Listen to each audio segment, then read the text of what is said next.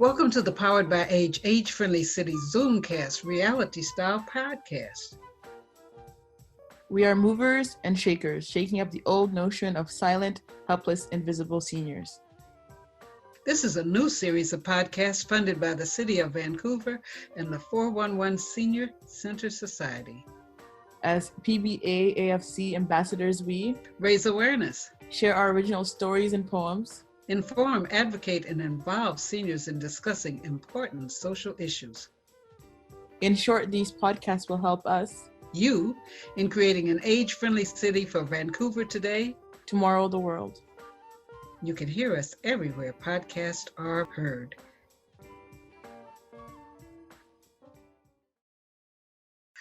Good morning, and welcome to Powered by Age. This is our podcast formed and led by seniors, and today, I'm Charlotte Farrell, I'm the host, and today we have a special team that's going to be making a presentation. But what we usually do is ask each person to introduce themselves briefly, and then Sylvie will be introducing our special guest.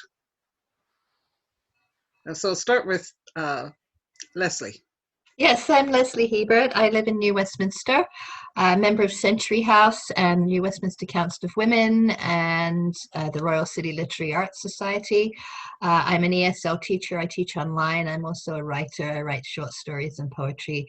And the New Westminster Council of Women is kind of a political advocacy group. So that's another of my interests, and very interested in what's going on here at my age. Okay, Gail. Yes, I'm Gail Harwood. I'm a member of 411 Seniors. I also am a writer. I'm working on getting my first novel happening and sending it to an agent. And I also tutor online, and I enjoy that very much. After many years of teaching, can't keep away from it. And it also helps with the money coming in. And anything else, I love travel and music, and I'm enjoying myself reading old novels online because I can make the print bigger. So that's me for today. Okay, Neil? I think Sylvie's going to introduce me later on as a poet, but I'm a writer and a poet and an all-around happy, nice fellow. So Robin?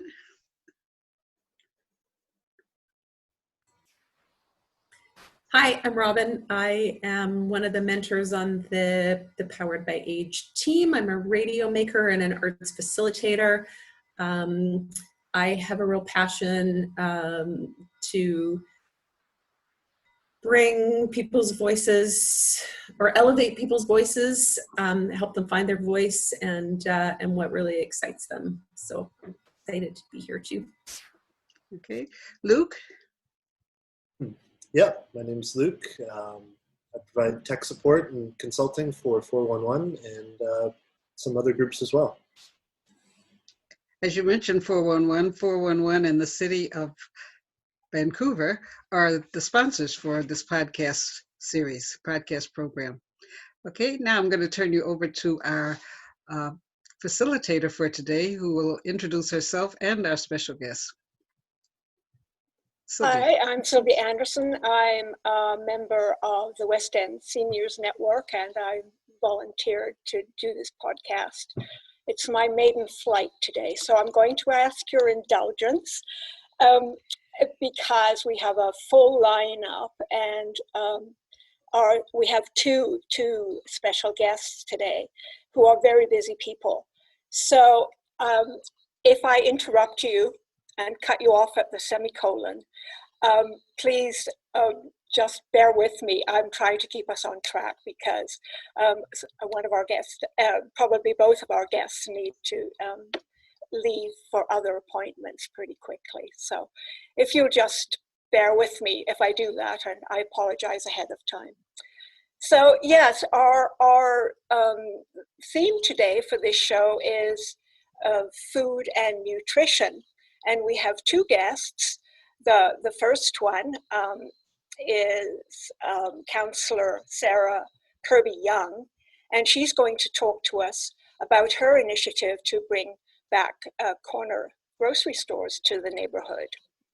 And the second one is Anthony Kupferschmidt, who is the executive director of West End Seniors Network.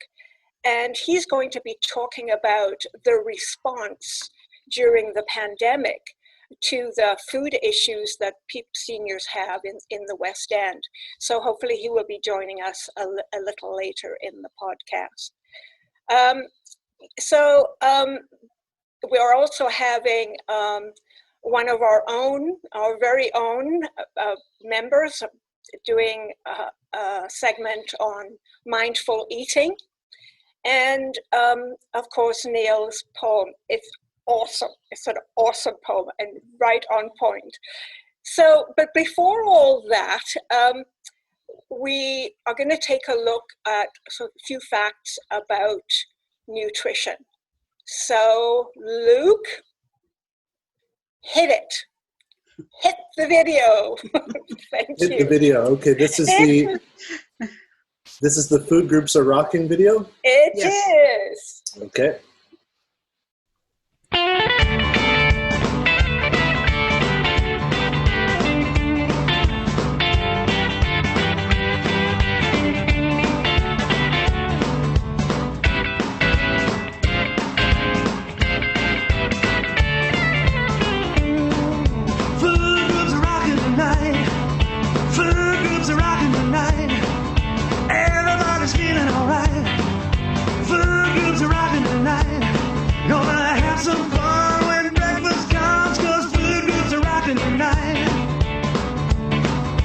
Vegetables like broccoli, peas and Brussels sprouts keep our bodies healthy from the inside out.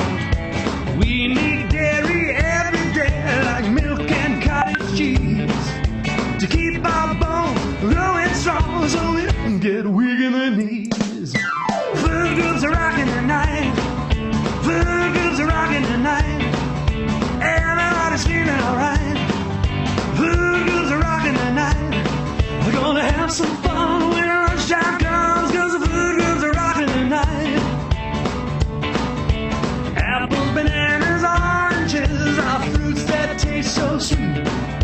But don't let that fool you, they got lots of vitamin C. Grains to give us energy like cereal and bread. The fuel your body needs to burn, your mama said. Food groups are rocking tonight. Food groups are rocking tonight. Everybody's feeling alright. Food groups are rocking tonight. We're gonna have some fun when dinner comes, cause the food groups are rocking tonight. You got to have some protein like chicken, fish, and steak. It helps you build strong muscles so you can play all day.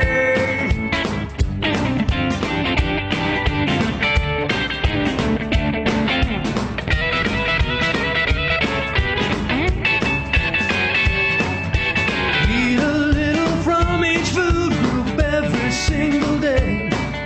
If you do, I promise you it'll chase those blues away. Food groups are rocking tonight. Food groups are rocking tonight. Everybody's feeling alright.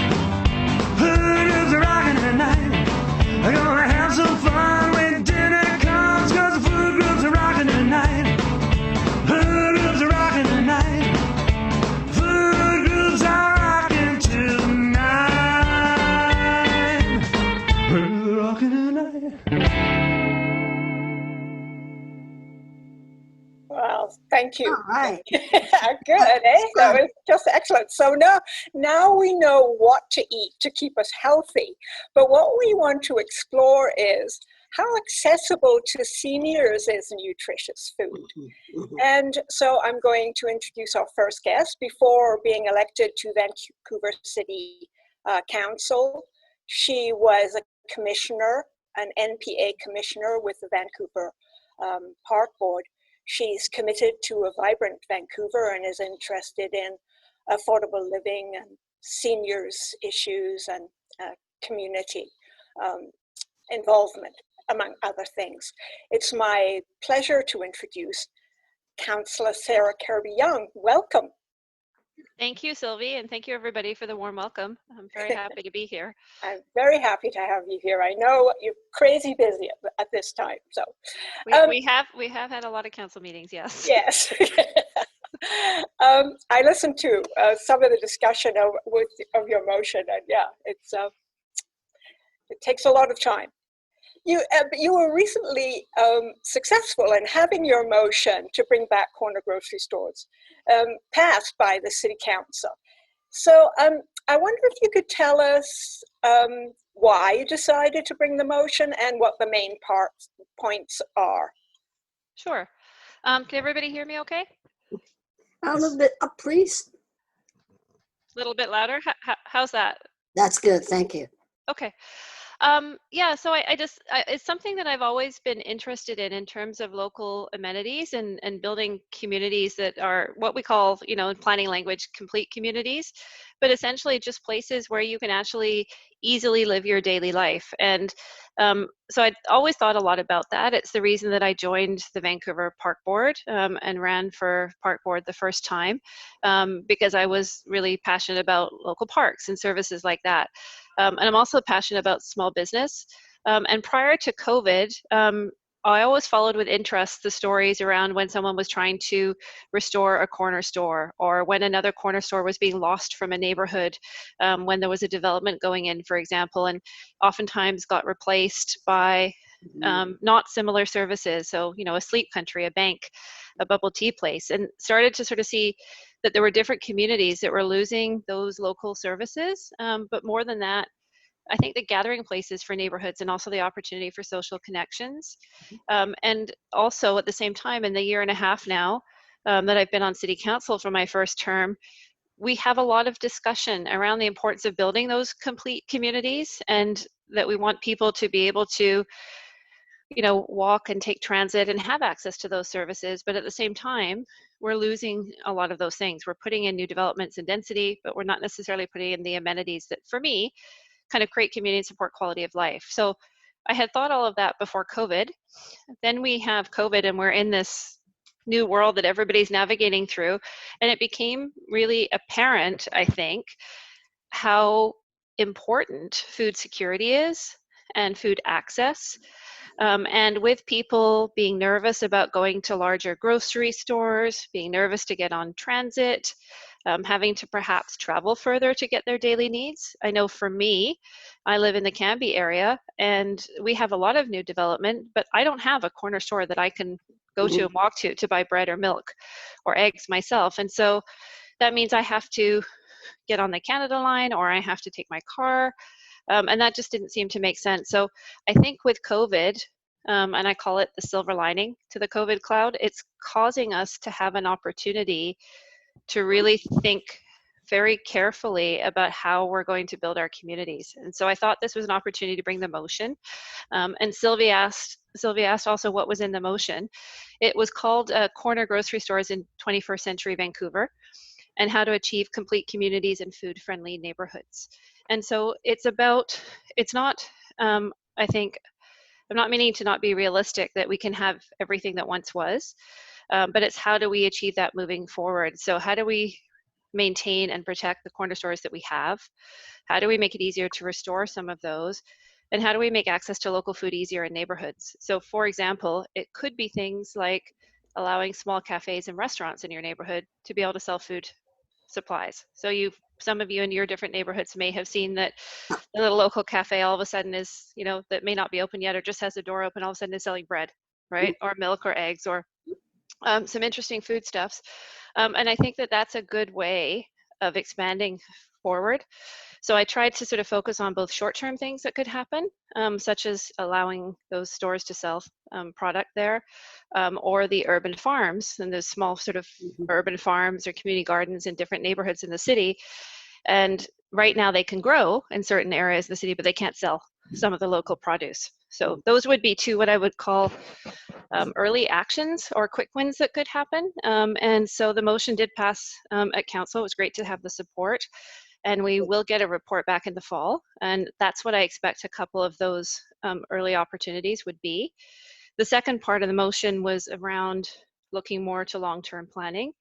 So as the City of Vancouver is undertaking something called the Vancouver Plan that you may have heard about, which is a long-range planning exercise and a goal to get everybody involved in what's the Vancouver we want? What does it look like moving forward? And so yes, my thought is let's make that part of the conversation of what is a complete community. So again, not just what type of homes you're building and where you're building them. Do you have enough parks? Are you bringing the local food stores? And also too, that recognizing it's really expensive in Vancouver, not just for residents, but also for businesses. And so can we, from a planning perspective, have policies that have smaller commercial units, they call them CRUs, or commercial rental units, to make it more affordable for those small shops to set up business, or to have some kind of incentive program, for example, if a building is being redeveloped, that those tenants can come back, so that you could try to keep them in the neighborhood. And I think the last thing that might be good to share is that our planning policies have put all of our commercial activity, if you notice, on the busy main arterial streets. And so you have these sort of commercial zones like Broadway and South Granville and Mount Pleasant and West 4th. And those are great, but we haven't allowed having some uses like a corner store in residential neighborhoods. And that's a bit why they're a legacy and have become kind of a historical anomaly, whereas before we would have allowed some of those uses. So could we look at our planning policy and try to enable those happening so that they can be more spread in the city and don't just have to be on those busy roads and further away, and people can walk to them. So that was kind of the spirit behind it. It didn't necessarily mean that we were going to have exactly what the corner store looked like, you know, of yesteryear, although I love them. But some of the ones that you have seen that have been renovated or come back, they're a combination of a little cafe now, as well as a grocery store. And you see both of those options, and that's not a bad thing, but it still serves the same function. I think the other thing was to really talk about the unique history. There's a lot of cultural history. A lot of the corner stores in the past were run by different cultural minorities who came here and worked super hard, often 7 days a week, to try to sort of make it better for the next generation. And what happened then is that some of them also specialized in specific cultural foods. And before we started to see some of those mainstream food items in our big grocery stores, that was the only place that people of specific cultural groups could get them, or other folks could have the opportunity to experience that too. And so I think that's an important piece and a legacy. If you look at something like Chinatown, for example, one of the things that the Chinatown seniors have been most concerned about is the loss of the greengrocers and the grocery stores, because culturally, people, and you know, my husband is Chinese, and my mother-in-law, like, you go shopping every day for your fresh vegetables, right, that day or the next day, because it would be wrong for you to like stock up and get it for a week because it's not fresh, right? So you would go and you would purchase it, and it's both sort of in terms of, you know, that they felt it was better quality food and you're feeding your family better, but it's also a social outing, right, and an opportunity for engagement. And so you break down, I think especially for seniors and different cultural groups, you're breaking down that connectivity, right, and that structure. So that might be a long answer to your question. No, but it's jam-packed with all kinds of good information there. And we have a couple of minutes to ask questions for the participants to ask questions. I've put my email address in the chat in case you don't have a chance to have your question answered in the time, or if you can't think of one off the top of your head. And if the councillor doesn't mind, if people have questions following this, I can forward them on to her. Yeah, I'd love to take questions. Happy to do that. So I think that Charlotte is going to manhandle the, or handle, not manhandle, woman handle the question and answer. Person handle? Person I don't know. handle. Person handle, yes. Project handle. Who has a question? We have about 5 minutes to divide between. Okay, Leslie. Yeah, it's a comment rather than a question, but this issue is also an issue in other municipalities, not just Vancouver. From my personal experience, I live in the west end of New Westminster, which it's kind of stuck between Burnaby and New Westminster. It's kind of a funny situation. But when I first moved in here, we had a family grocery store 3 blocks away. We had a convenience store, a branch of the Royal Bank, a dry cleaners, all kinds of local services. They're now all gone. We now have a 7-Eleven. Aunt Leah's has taken over the corner store, so it's now an office. Yeah, so the bank has gone, everything. So we can't walk anymore. There is a bakery, but there's no place to get fresh vegetables anymore. The closest fresh vegetable store now is about a 15-minute walk away. So yeah, it's happening everywhere. I think you're right. I think you're right, Leslie. And I think that's COVID does give us the chance to rethink a lot of things. You know, this is just one of them. But you're right, because if you can't walk anymore, what is the point of creating those local communities, right? And also from the point of view of the environment, for, you know, reducing our carbon footprint, right? Absolutely. Yeah. Robin, did you have a question about how we could support this, or what's the next step? No, but it does make me wonder, you know, if this is sort of a wholesale done deal with the city of Vancouver, or if it's still on the table, and if the citizens need to push and if there are things that we can do to help that push, because holy smokes, I mean, I live on Commercial Drive, so I have access to any number of little green grocers and corner stores and things, but I can't imagine living somewhere where I didn't have that access. Yeah, I think the answer is yes. It's always, citizens can always push, and it's always a good thing, because motions come to council, they get passed, staff have lots of work to do. Then they get into the specifics and they think, oh, some things are doable and some aren't, or there's challenges. And so it's always good. And you can write into mayor and council on any topic at any time. The next step for this motion will be a report in the fall.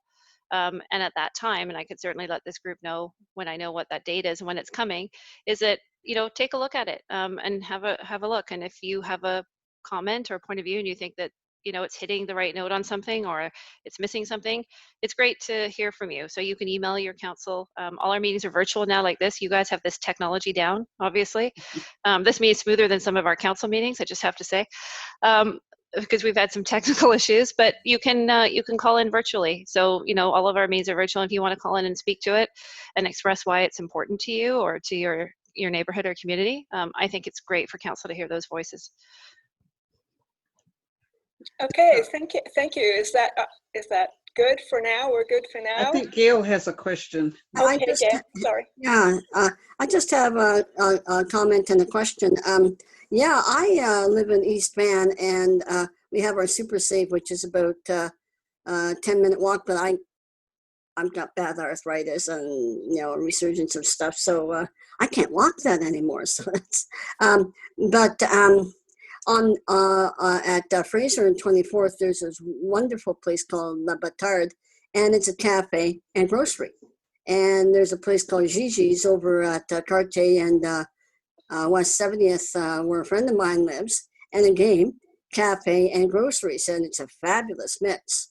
And, you know, you can sit down, have a coffee, buy some stuff for home, a can of soup or whatever. So my question is this, what is the pushback about people wanting to sell their surplus at community gardens? I think it's just something that has, and I've been to Cafe La Batard, so that's a great example, and might have taken a few things home, which may be popular at home. But I think the challenge has been that oftentimes either the city hasn't done something, and so Vancouver tries to regulate for every possible outcome, right? So staff are trying to be diligent and do their job, and they don't have a lot of risk tolerance sometimes. So they try to plan every outcome, and sometimes it's over-regulation. And that's why I think it's good, like, for example, with the motion I brought forward at council around extending patios and letting the restaurants have temporary patios so people could sit outside, it's healthier, and support them. It took a pandemic to be able to push on some of those policies. So sometimes it's the fact we haven't done something and then they have to study, you know, and try to figure out every possible outcome. And other times it's because we have a regulation, it's just not flexible and it doesn't support it. And so for the selling from the urban farms, I think it's around food safety, and because we haven't done it before. I suspected that, yeah. Yeah, and for things like Cafe Letard or others, it's licensing, because when you apply for your business license, people get put into one category. They're, a liquor primary, or they're a restaurant, or they're a cafe, or they're a grocer. And And of course, our policies don't know how to mix things very well and say you can be both. So it's a lot of adjusting regulations. well, that's where you come in, because you guys get to change the regulations if they're municipally Exactly. owned. Exactly. It takes a bit longer than I would like sometimes, but yeah, you have to push. Well, thank you for letting us know about that. And then the opportunity for us to weigh our voices in, because one of the purposes for our group is really Powered by Age-Friendly City. And the podcast is to help create, let seniors have a voice in what would make an age-friendly city, and to have a voice in the city plan. So any ways that you can help us to see that we can, either through our programming or through individuals calling or writing in, we'd appreciate that, because we do want to help design the city plan. Thank you, Charlotte. I appreciate that. And when I think that there are things at council that would be important for your group, I'd love to be able to reach out and let you know that things are coming up and share that with you. Okay, well, thank you for taking the time to be with us. Luke, did you have your hand up? Did you have something you wanted to ask? Yeah, I was just wondering how seriously commercial rent controls are being discussed within council. Well, within the commercial rent controls would be a provincial responsibility, not something necessarily from a legislative point of view that council could control. One of the biggest things that this council has been advocating for to the province is something called split tax assessment. Mhm. So for those small businesses where, and I don't know if everybody's familiar, but let's say you have a 1 or 2 story building and small businesses that are operating, and they're not getting taxed on their current use, they're getting taxed on the potential use of a site. So if zoning happens and says, okay, you might just be a 2 story now, but you could put a 10 or 15 story building here, then they're getting taxed at that rate. No. And that's what makes everything very expensive for the small business. And so there is a solution to it that's been identified. It's called split tax assessment. So you're only getting taxed on the actual use of it, and the tax gets redistributed amongst the whole class. We can't make that change ourselves, the province can, and we've been fighting really hard for that one, tooth and nail, and I think that would make the biggest difference in terms of the bottom line for businesses versus the rent control, because the problem is that the rents are too high to start with. Yeah. Does that kind of make sense? Yeah.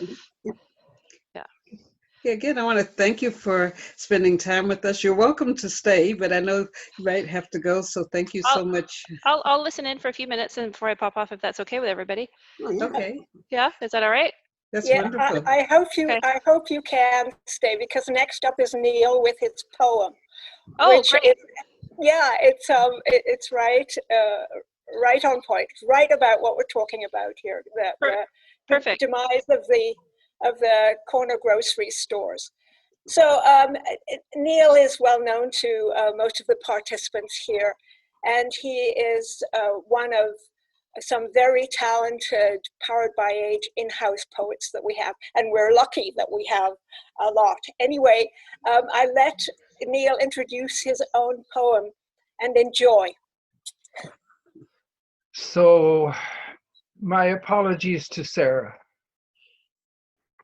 The poem is called Who Killed Mom and Pop? I was asked if I could comment on today's something about food and the corner store, and so I penned a little thing called Who Killed Mom and Pop? Who killed Mom and Pop? I did. You did. We all did. Was it the greed of the corporations? Was it the misdirection of ads aimed at the innocent blank mind children's? Was it the energy-inspired post-war trauma expressing itself? Who killed Mom and Pop? I did, you did, we all did. The horse-drawn wagon delivered milk in a bottle to our back door. If you stirred it, you got whole milk, or poured off the cream, you got skim. But now, It's 10 kinds of milk: whole milk, homogenized, organic, fat-free, 1%, 2%, flavored, lactose-free, and all in 3 different sizes. Who killed mom and pop? You did, I did, and the minute I get the poem to my there's an Instagram opening somewhere down in the bottom that's taken over my screen. So let me, again, oh, here we are, finally. Okay, all in 3 different sizes. Who killed mom and pop? I did, you did, we all did. Oat milk, cashew milk, almond milk, coconut milk, rice milk, or just plain soy. Poured over 38 kinds of breakfast cereal, and drank along with 7 varieties of bacon and 6 kinds of eggs, all in small, medium, and large. Can I supersize these fries for you, sir? Who killed mom and pop? I did, you did, we all did. It was 18 loaves of bread, each in different texture, each one a different flavor, with delivery of a just cooked pizza in a box and fresh strawberries at Christmas. It is quick. Live your life before it passes by, and I'll have more of whatever it is you're serving. Who killed mom and pop? I did. You did. We all did. Was it the prosperity and the proliferation of choice? Was it the buy message to remind us of how much more there is to have? Was it the floor space rent or the regulations and the cost of a slow moving inventory? Who killed mom and pop? I did, and you did, we all did. In search for the material Eden, we accidentally wrote a new society that so bedazzled us by a bright and shiny world of affluence and choice that we no longer needed a mom and pop. So we never really noticed their passing. Thank you. Wow, that was great. It Thank you, is Neil. really, really good. Thank you so much, Neil. Certainly gave us food for thought. Get it, get it, get it? Food for thought, right? No? All right. All right. Yeah, thank you very much, Neil. That was absolutely great.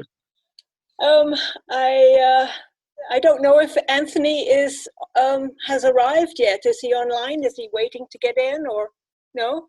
We don't see his number. I'd like to interject that Judith Rainey contacted our consul. I almost said councilwoman, our counselor, and we just want to show our appreciation to her. She was not well today, but initiated with a nice little letter that you answered. So thank you. Yes, Judith did the legwork, so it's really too bad that she couldn't be here to meet you and see you. So thank you very much. No worries. Do you record your podcast? Will she be able to watch it afterwards? Yes. Oh, okay. That's great. Yeah, I have another question for Kirby. Yeah, I used to live in South Vancouver, and I remember picking milk up at Avalon Dairies. It was the whole milk in the glass bottles. Are they still there? Do you know? That is a great question. I actually don't know. I'd have to look it up.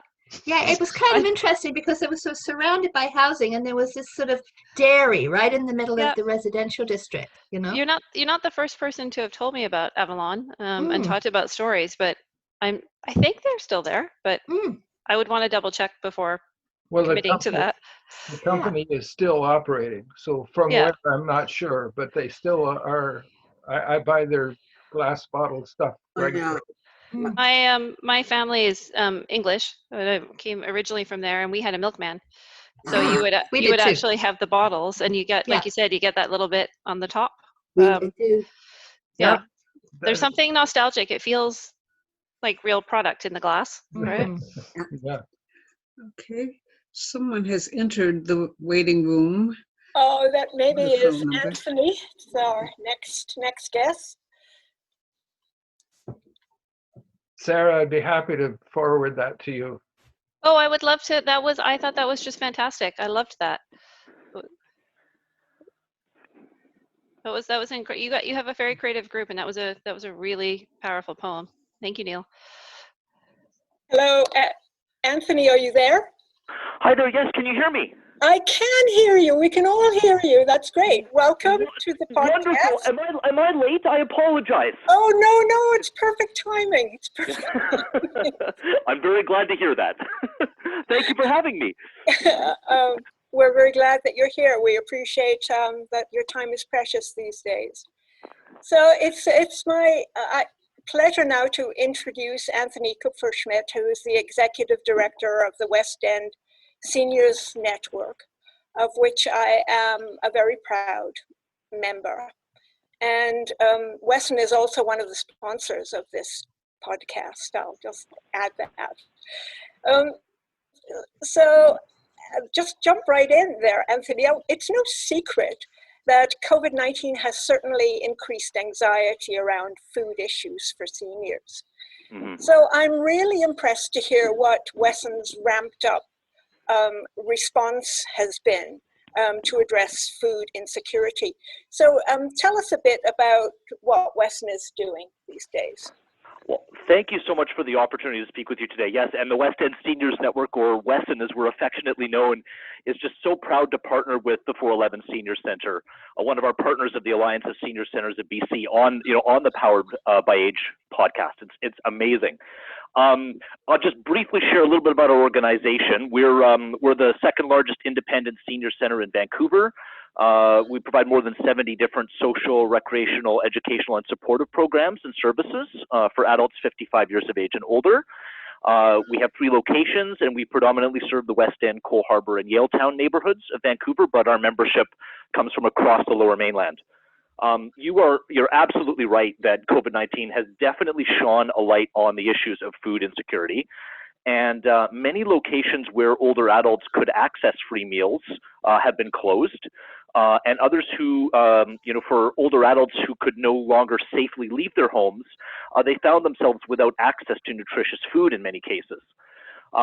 We were honored to be named by the Ministry of Health as one of the community response hub agencies around the province for older adults remaining safe at home during COVID-19, and we quickly enhanced some of our existing services and added new food-related services with support from the United Way of the Lower Mainland, Vancouver Coastal Health, and the Vancouver Foundation.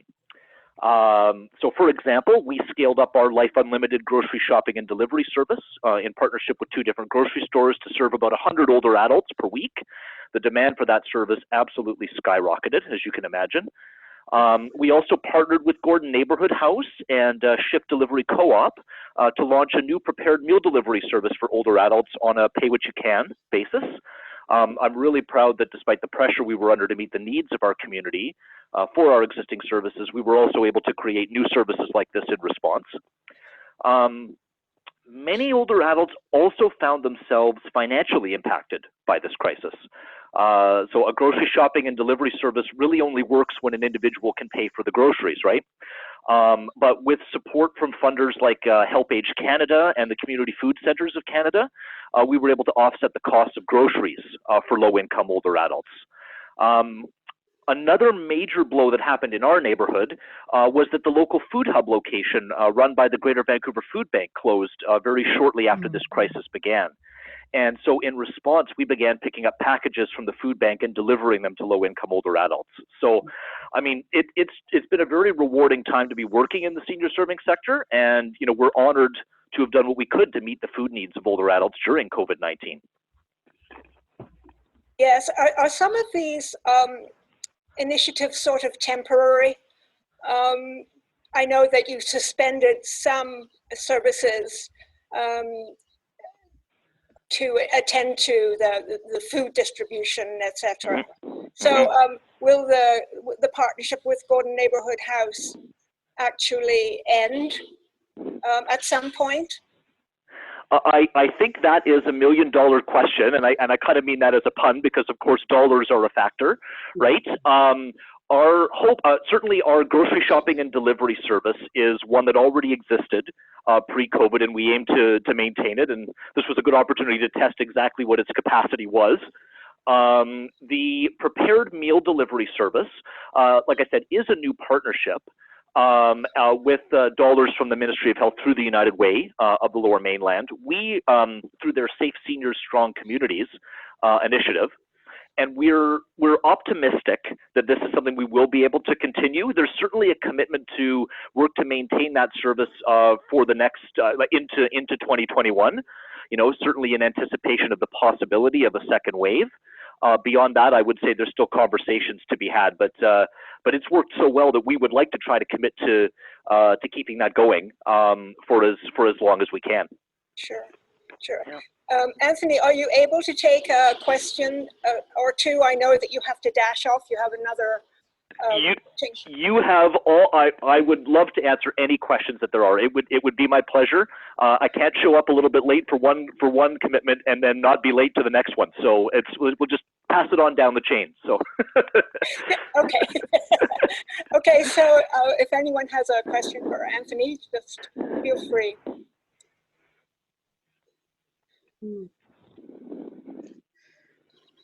Councillor? Is it all right if I ask one? Yeah. Is that Councillor Kirby Young? Hi there. Hi, Anthony. Hi, lovely to hear your voice. How are you? I'm good. Thank you. And you? Same. It's been a while. It has been a while, yeah. I have a question because you had mentioned the food bank, and I know that we got quite a lot of feedback over the challenges because of the food bank requirements for people for having to sign up and register and just their process around demonstrating need. So that was one part of what we heard, and the second part just being about having less hubs and having them sort of more centralized. And I know the food bank was going through some transformation and challenges, but it seemed to be the combination of the difficulty in signing up, so to speak, and qualifying, as well as not having them very many hubs in different neighborhoods. Is that what you were hearing as well? I'm curious to know. That is what we're hearing, and that was part of our experience. My understanding was there were some changes and challenges percolating around some issues of access and means testing for the food bank, and the value of having the local food hubs in communities mean that older adults who may face mobility limitations or other challenges could access fresh and nutritious food right in their neighborhood without having to get on a bus and potentially expose themselves to COVID-19. So our neighborhood is one of those, the West End, that was particularly impacted by the loss of that local food hub. We've tried to adapt to it as best we can, and being named one of these community response agencies for older adults has positioned us to better try to respond to that need that emerged. I would say there's still ongoing challenge and discussions, to be had about how best to meet that need for emergency food access for low-income seniors in our community. Okay, that's good to know. And one quick follow-up, if I can. Seeing a thumbs up, is I wonder if you can comment, because I know that you run your own programs, but I think about the Vancouver, the community centers across Vancouver that closed, and a lot of them offered hot lunch programs for seniors. And I know that people have been trying through these different programs to try to fill the gap, but it wasn't just about food, it was a lot about social connection. So I think of like South Vancouver seniors and the new senior center that finally managed to open after so long.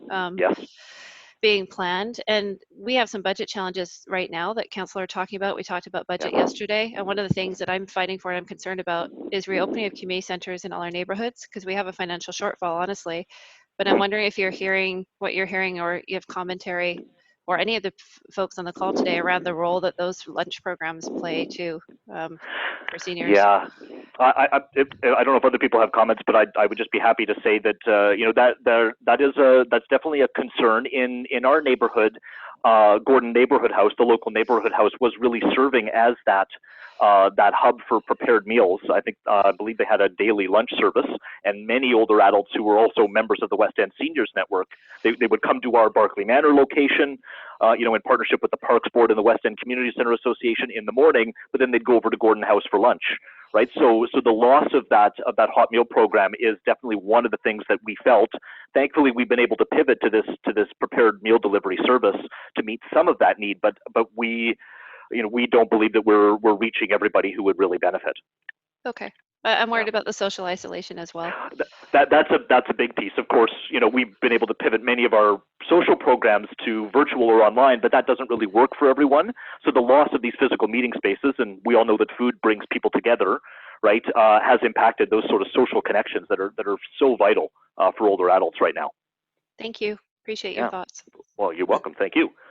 At the 411 Center, all of the programs, there were snacks available, coffee, tea, chocolate, snacks, and a food pantry. And then periodically there was a meal when there was a town hall meeting, etc. But the social gathering, we're calling some people that signed up to take part in our program when we were doing the podcast from the center. And some are just tearful that they either can't afford to have data on their phone, or they can't afford the internet costs to be on the virtual media. So we really need to have ways to still make it possible for people to come somewhere to eat, or have the social gathering along with food.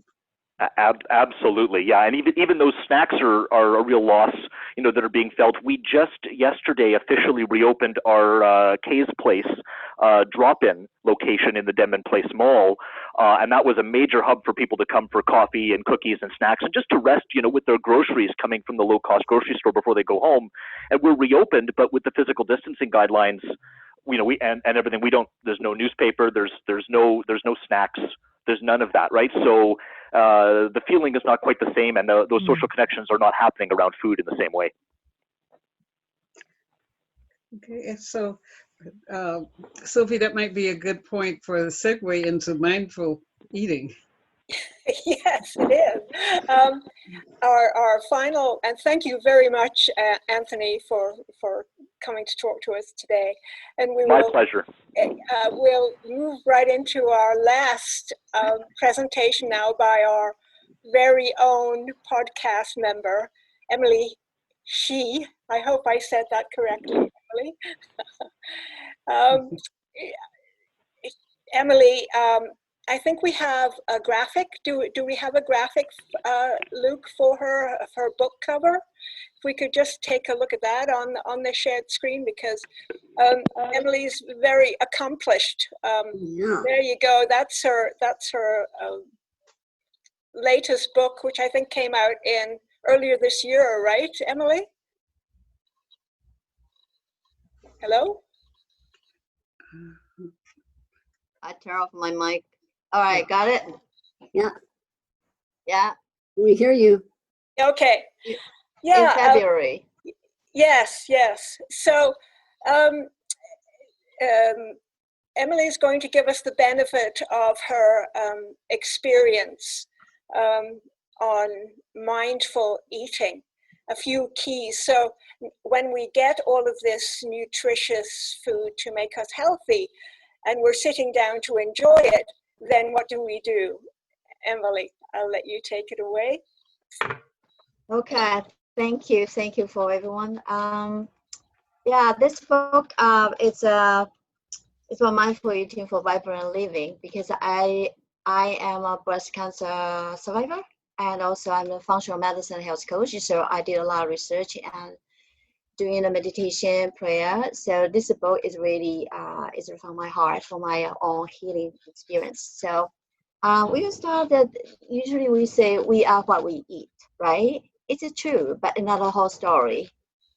From a functional medicine point of view, we are not only what we eat, we are what we digest, we are what we absorb, we are what we convert, and also what we retain in ourselves. So, and then how to achieve the best result of the good digestion, good absorption, good conversion, and a good retention. So I give a very simple solution is mindful eating. Yeah, mindful eating. So now I call it, let's have a date with food. So when we're talking about eating hygiene, maybe we say what we eat, why we eat, whom we eat with, and also how we eat and when we eat. But all this, I call it the 7 Ws. But 7 Ws, only how to eat is we can stand out the most. So I have a question. Have you ever wondered, even though people live, eat healthy and live a healthy lifestyle, and also doing healthy activity, but still the people encounter miserable. They encounter chronic illness and also weight loss, resistance, thyroid problem, or a lot of problem. So have you wondered why? Have you? I have. Right? Yes. Okay. So actually, the key reason is stress. Mm-hmm. Yeah, of course, there are so many factors, but really, I want to talk about the stress. So the stress really play a gigantic role in our optimal wellness and health. So now I want to guide you to have a taste of neuroscience. Very simple. So I have the book here, it is here. So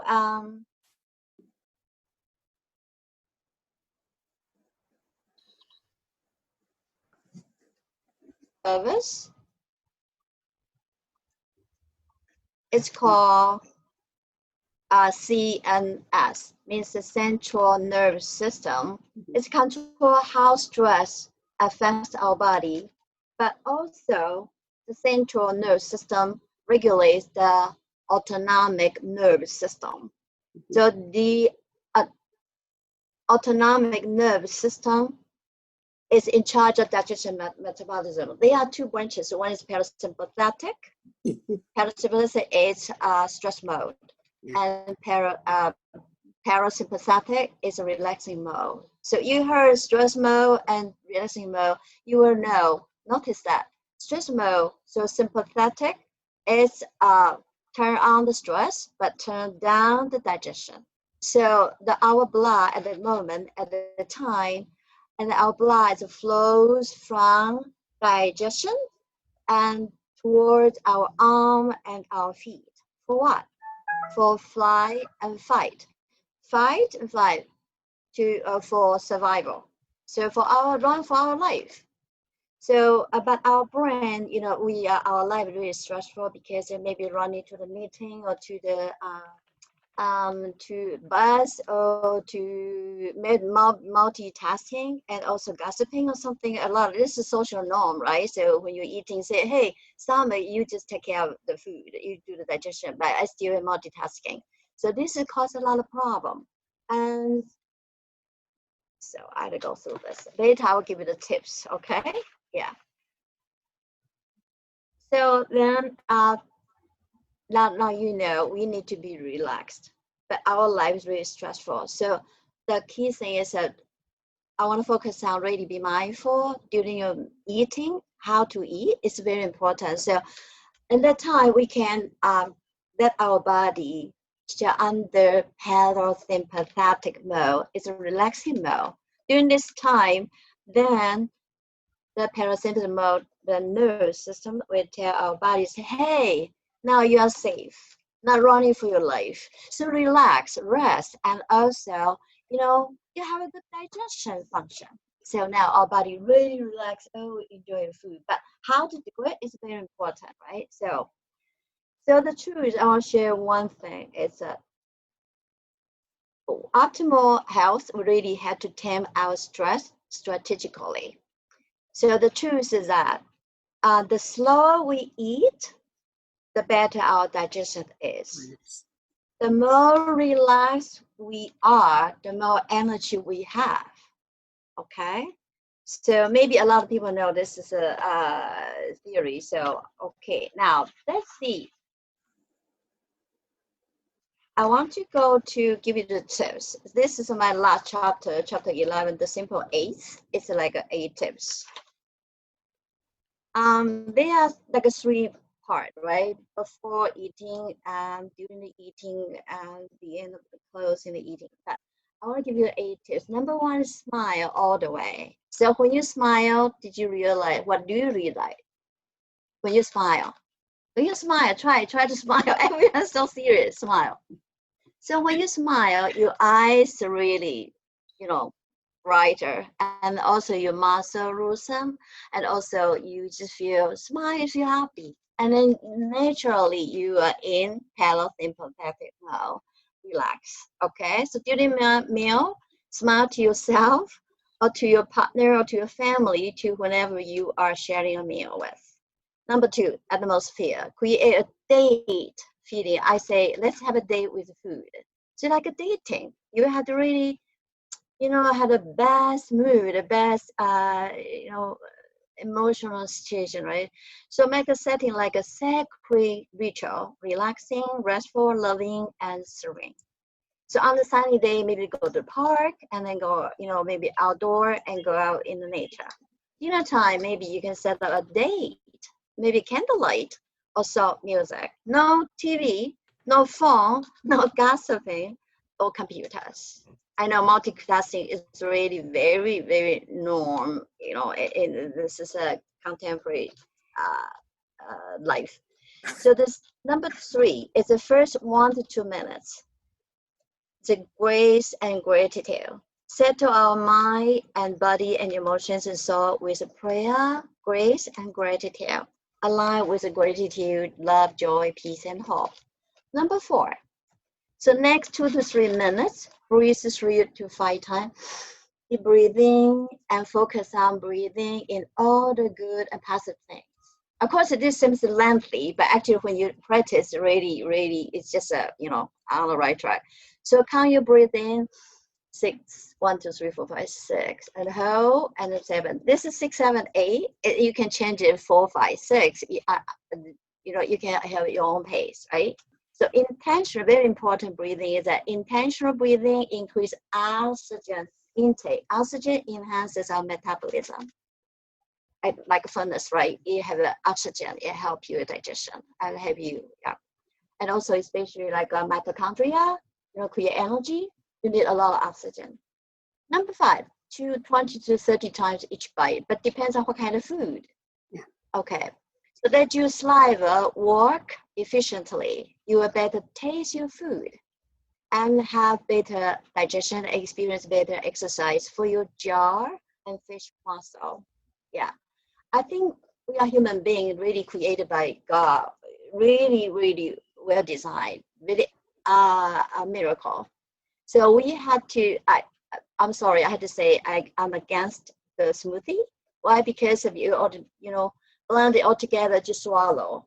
Really against the nature of our body design. So we had to chew the food that the saliva would digest part of your food.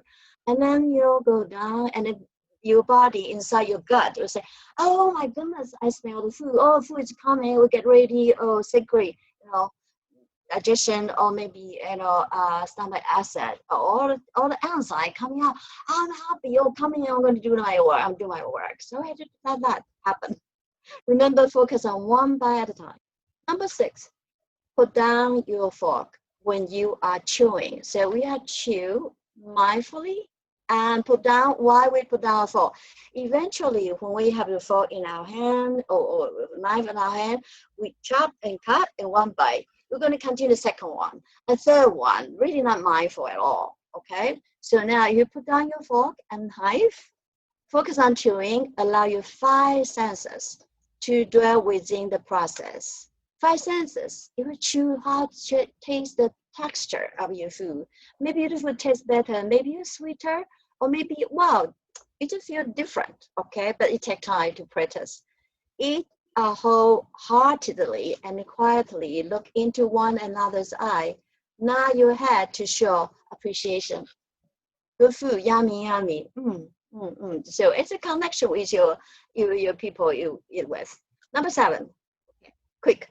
20 minutes of quality time. Eat slowly and mindfully. Why? Because the brain takes about 15 to 20 minutes to get the message you are full. You're full. 15 to 20 minutes from your hunger and satiety hormones. Get a message. Neurotransmitter, you had to get a meter.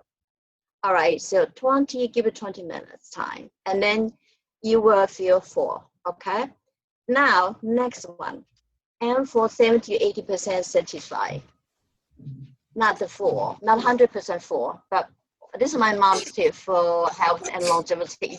So either 80% full, we feel energized, happy, and pleasure and fueled. Otherwise, we end up feeling heavy, tired, and overstuff ourselves, right? So now, have a bonus tips is that, like my client myself, you can play the mindful eating game with your family or you're in a party or whatever. You can say, who is the slowest eater? The person gonna be the winner or whatever. Maybe you can chew and say, okay, all right, now, baby, you can be the leader. Say how many chewing time you have each bite. So I think this habit change and not take it right away, but it's just really take a small step at a time. Yeah. So 8 or 9 tips, you can pick 1 or 2, 1 week or 2 weeks. This is based on your pace. Okay, thank you very much. I hope everybody's really healthy, working on the mindful eating. Thank you.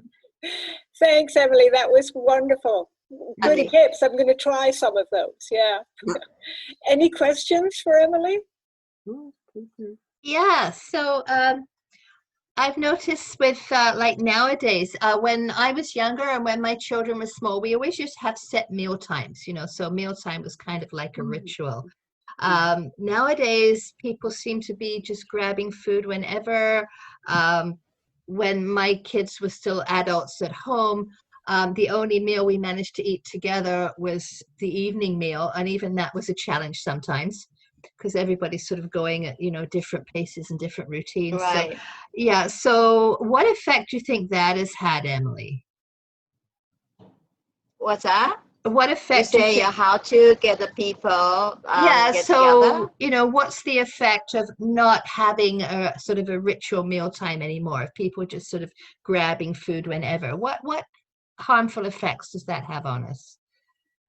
Well, it's just because of if they are not really mindful eating, and then they try to grab the food and maybe multitasking. At the very beginning, I stress that it's under parasympathetic mode. It's really a stress mode. So in the stress mode, the body, your brain can already distinguish real life-saving, running for life, or really, it's a stress because of, for the meeting or running for bus or multitasking, right? So body didn't know. It's just say, oh, you're stressful. Oh, okay, I'm under a protection mode.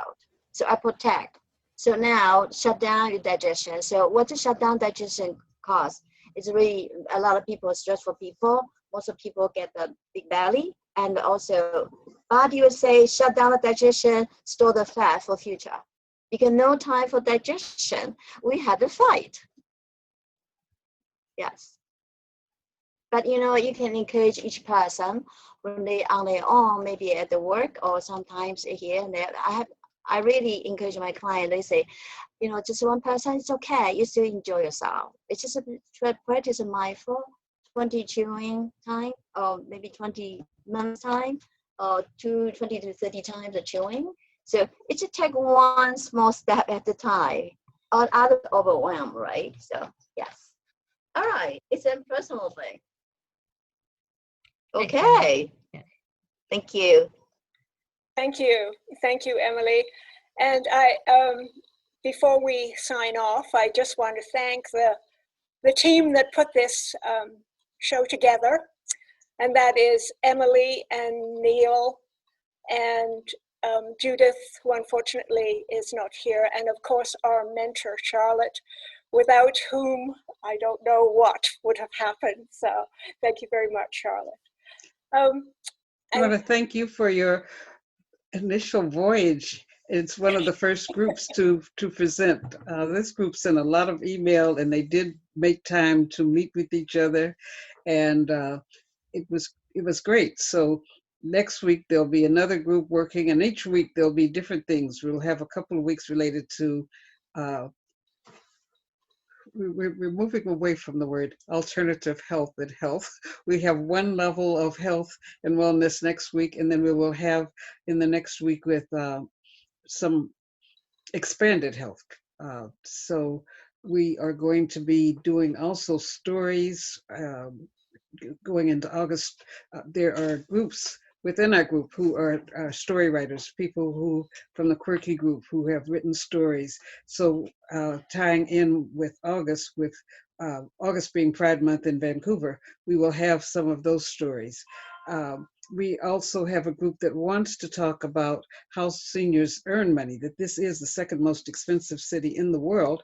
And the notion that just because you're 65, you could live on your pension, it's not working. So there are people looking for work. So anyone that's interested in talking about that, that's a topic that we're looking at having about mid-August, or maybe at the end of this month. But the way it just works, whoever is the most excited person about a topic, either has identified other people who've been on the podcast, or they have names that they might get from their mentor of people that they've talked with on the phone that are interested in that topic, and a small group gets together so that everybody sees how their presentations kind of flow together. So thank you, Emily. Thank you, Neil. Thank you, Sylvie. You did a wonderful job. And thank you, Judith, when you hear this podcast. Thank you all. Thank you all. Thank you, Charlotte.